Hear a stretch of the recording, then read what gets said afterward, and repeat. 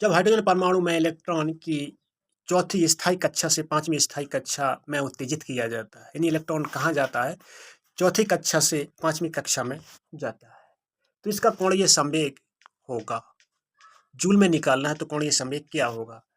तो जब ये चौथी कक्षा से पांचवी कक्षा में जाता है, यानी 5 माइनस L4 बराबर H/2 पाई, जो n होता है इसका, तो जो 5 माइनस 4, इस तरीके से इस फॉर्मूला में इनको रख देंगे, आपका आंसर आ जाएगा। इस फॉर्मूला में रख देना, आ जाएगा।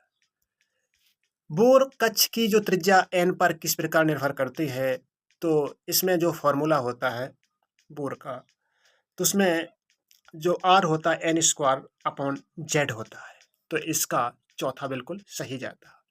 निम्न दो कथनों पर विचार कीजिए। तो कथन रेखीय स्पेक्ट्रम परमाणविक स्पेक्ट्रम का लक्षण है और बैंड स्पेक्ट्रम आणविक स्पेक्ट्रम का लक्षण है। तो ये ऑप्शन इसका पहला सही है, ये वो भी दोनों सही है। हम इस फॉर्मूला जो आपको स्क्रीन पर दिख रहा है, ये फॉर्मूला है जो मैक्सिमम जो तरंग दैर्घ्य निकालनी पड़ती है तो n2 मतलब स्क्वायर होता है, और जो मिनिमम निकालनी पड़ती है तो n2 स्क्वायर माइनस n1 होता है। इस फॉर्मूला को आप लोग विशेष कर से याद रखिए, क्योंकि जब मैक्सिमम और मिनिमम की बात आएगी तब यही फॉर्मूला लगेगा उस क्वेश्चन में, न्यूमेरिकल में, और आपका आंसर आ जाएगा। हाइड्रोजन परमाणु की प्रथम बोर कक्ष की इलेक्ट्रॉन की गतिज ऊर्जा होगी।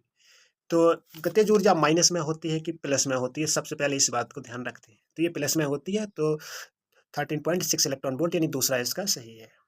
हाइड्रोजन स्पेक्ट्रम के बामण क्षण की जो कम तरंग दैर्घ्य है वो लैम्डा है, और ब्रैकेट श्रेणी की अल्पतम तरंग दैर्घ्य होगी। दूसरा ऑप्शन इसका सही हो जाएगा, 4 लैम्डा, क्योंकि ब्रैकेट श्रेणी आती है और फोर्थ में आती है। हाइड्रोजन स्पेक्ट्रम के बामण श्रेणी की जो न्यूनतम तरंग दैर्घ्य है वो लैम्डा है, तो ब्रैकेट श्रेणी की जो अल्पतम तरंग दैर्घ्य होगी वो 4 लैम्डा होगी। दूसरा सही है। जब परमाणुक हाइड्रोजन पंचम ऊर्जा तल तक उत्तेजित की जाती है तो अपेक्षित स्पेक्ट्रमी रेखाओं की संख्या होगी। तो स्पेक्ट्रमी रेखाएं किस सूत्र से हम निकालेंगे? तो जो स्पेक्ट्रमी रेखाओं की संख्या, यानी कि संख्या बराबर होता है n² माइनस n/2। तो पंचम ऊर्जा में जो उत्तेजित होती है तो यहाँ n का मान 5 हो जाएगा। क्या हो जाएगा? 5 हो जाएगा, तो यहाँ 25 माइनस 5/2 यानी कि 20/2। तो 2 का 20 में भाग दे देंगे तो कौन सा ऑप्शन आ जाएगा? इसका तीसरा सही आ जाएगा इसका।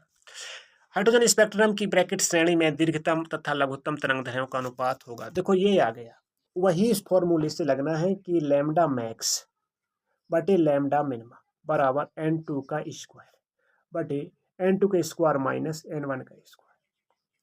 बस ये फॉर्मूला लगा दें। तो हाइड्रोजन स्पेक्ट्रम की ब्रैकेट श्रेणी में दीर्घतम तथा लघुत्तम तरंग दैर्घ्य का अनुपात होगा।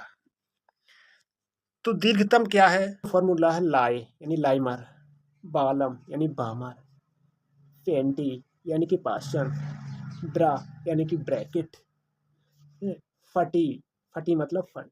तो लाए बालम पेंटी ब्रा फटी, इस तरीके से हम ये पांचों रट लेते हैं श्रेणियां। ये 1 से 2 में जाती है, ये 2 से 3 में जाती है, ये 3 से 4 में जाती है, ये 4 से 5 में। हमें ब्रैकेट श्रेणी है तो 4 से 5, तो जो इसमें 4 से 5 उच्चतम 5 है और निम्नतम 5 है। तो यहाँ n2 क्या हो जाएगा? 5 यानी 25 का स्क्वायर, तो 25 का स्क्वायर अपॉन n1 का स्क्वायर। n1 क्या है? 16, तो 25 में से 16 गए, वो आपका आंसर आ जाएगा। तो इस तरीके से आप देख लेंगे कि इसका उत्तर कौन आता है। तो इसका आंसर आएगा पहला, क्योंकि 25/9 आ जाएगा इसका।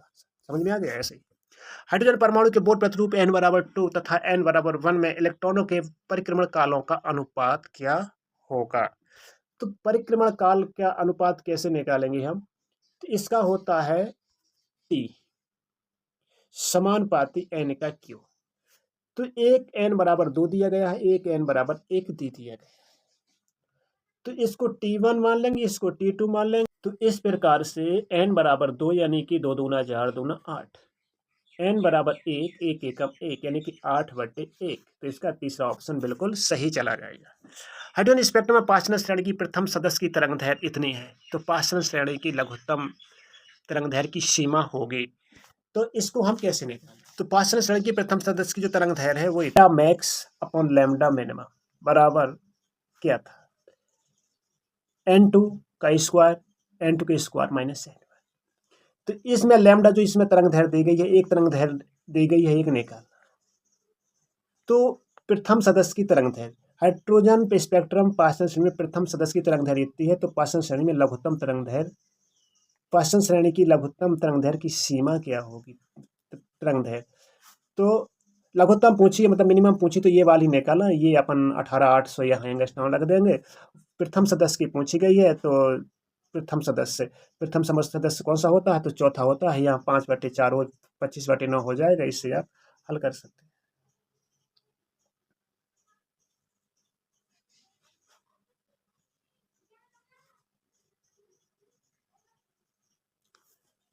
पच्चीस नहीं, जो पाषाण श्रेणी है लाए वालम पेंट, ये तीसरा है। मतलब 1 से 2, 2 से 3 और ये 3 से 4, इस तरीके से ये मैक्सिमम R है और मिनिमम 3 है। ये मिनिमम, जो मैक्सिमम 4 है, तो N2 है, तो ये मैक्सिमम है, ये 4 है, तो यहाँ लिख देंगे 4 का स्क्वायर हो जाएगा यहाँ पे, और यहाँ पे हो जाएगा आपका 4 का स्क्वायर और 3 का स्क्वायर। तो 4 चौको 16, 3 3 9, 16 में से 9 गए, वो आप देख लेना, और फिर इसका इसमें इंटू गुणा भाग करके इसका आंसर आ जाएगा। तो इसका आंसर आएगा आपका तीसरा।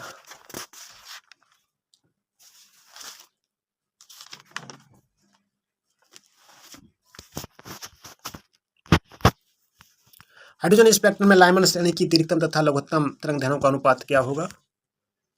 तो ये आप उसी फॉर्मूले से निकाल लेना जो फॉर्मूला बताया था। तो इसका जो ऑप्शन हो, इसका उत्तर होगा 4/3। लाइमन की पूछी है तो 2 × 4 और 4 में से गया 3, वो हो जाएगा। हाइड्रोजन परमाणु में n/2 n/3 कक्षांक इलेक्ट्रॉन ऊर्जाओं का अंतर ही है, तो हाइड्रोजन परमाणु का जो आयनन पोटेंशियल होगा, तो आयनन पोटेंशियल इसका होगा 2, यानी 7.2 E। अब ये कैसे निकालेंगे आपका 7.2 E?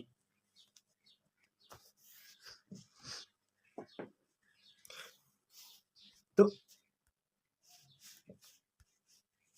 इसका होता है E व्युत्क्रमानुपाती 1/n²। इससे आप इसको निकाल सकते हैं। ये आयनन विभव है, ये N1 का मान है।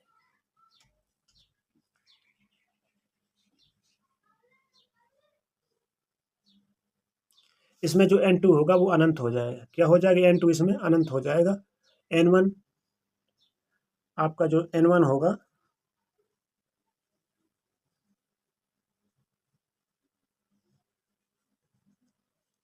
मतलब N1 कक्षा के लिए कितना होता है? 13.6। N2 कक्षा के लिए कितना होता है? इसमें घटेगा 7.2। इस तरीके से ये फॉर्मूला लगता है। उत्सर्जन आवृत्ति किन संक्रमण के लिए अधिकतम होगी? तो 12वें क्वेश्चन का है दूसरा ऑप्शन सही। n/6 से n/2 में आएगा, इसके लिए जो संक्रमण होगा।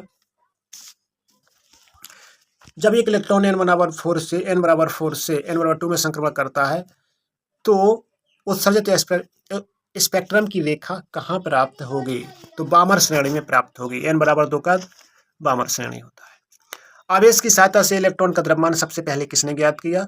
तो न्यूटन ने ज्ञात किया। हाइड्रोजन परमाणु का आयनन विभव 13.6 इलेक्ट्रॉन वोल्ट है। मूल अवस्था में हाइड्रोजन परमाणु 12.1 इलेक्ट्रॉन वोल्ट फोटोन की ऊर्जा एक वर्णीय विकिरण द्वारा उत्तेजित किए जाते हैं। तो हाइड्रोजन परमाणुओं की उत्सर्जित होने वाली स्पेक्ट्रमी रेखाओं की संख्या कितनी होगी? तो संख्या के लिए हमने वही फॉर्मूला बताया था, तो उसी से आप निकाल देना। वीडियो में पीछे है, आप देख लेना। इसका तीसरा है, 3 रेखाएं प्राप्त होंगी। एक हाइड्रोजन परमाणु अपनी मूल अवस्था 10.2 इलेक्ट्रॉन वोल्ट ऊर्जा का अवशोषण करता है। इलेक्ट्रॉन का जो एंगुलर मोमेंट है, कोणीय संवेग बढ़ेगा। लगभग h का मान इतना दिया है। तो ये कौन से फार्मूले से निकालना है आपको? तो ये 13.6 में से 10.2 घटा देना, तो ये h/2π हो जाएगा। मतलब सीधा सीधा बराबर है कि h/2π। तो h/2π E बराबर h/2π। E में जो डिफरेंट है, तो 13.2 से -10.2, तो जो 13.6 होता है, 13.6 में से 10.2 घट जाएगा, और फिर ये आप उसी फॉर्मूले से निकाल। मतलब सीधी सीधी बात है, E - E, तो E2 - E1 बराबर NH/2π। इस फॉर्मूले से इसको निकाल सकते हैं। हाइड्रोजन परमाणु की मूल अवस्था में बोर कक्षा की जो रेडियस है वो 0.5 है। हीलियम की तीसरी उत्तेजित अवस्था में इलेक्ट्रॉन की कक्षा की होगी। तो 16वें का जो उत्तर था, 16वें का उत्तर आपका तीसरा सही है।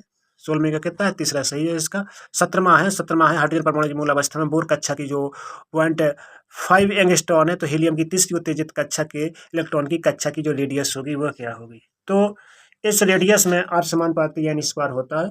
तो इस तरीके से आप निकाल सकते हैं, हो जाए। दूसरा ऑप्शन सही है इसका। हाइड्रोजन के स्पेक्ट्रम में श्रेणी की पूर्णतः पराबैंगनी भाग में है, तो वह है निम्न विकिरण श्रेणियों में से कौन सी दृश्य भाग में होगी। तो 38वां क्वेश्चन है इसका। चौथा है बामर वाली जो श्रेणी होती है उसकी जो दृश्य भाग में, विजिबल भाग में आती है, विजिबल रीजन में।